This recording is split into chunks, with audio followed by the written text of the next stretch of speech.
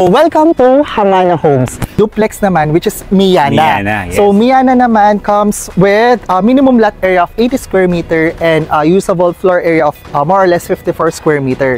So as you can see, the difference between the single attached and the duplex. So pag duplex kasi may dalawang bahay na magkatabi. And of course dito sa sir, sa gilid you have the provision for at least two carport, and it's up to you kung nasa inyo kung pwede nyong expand for another room, which later on papakita natin mamaya. Pakita natin. Tapos yun, excited to show you dito sa loob. Let's go. Ayan, sir. Actually, Sir Alan, Miana Homes po is the best seller po ng Hamana Homes.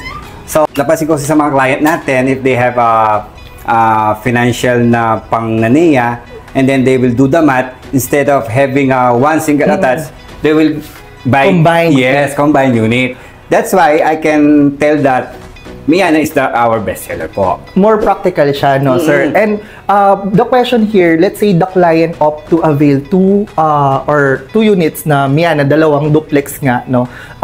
Possible ba na for extension, sir, na pwedeng like an access from one unit to another? Would that be possible? Yes po. Bali, we will request lang sa engineer's office natin na yung mga room natin sa taas, pwedeng gawing apat na line, ko-combine yung dalawang room for bigger room siya nun. Okay. So, the client can request that? Yes.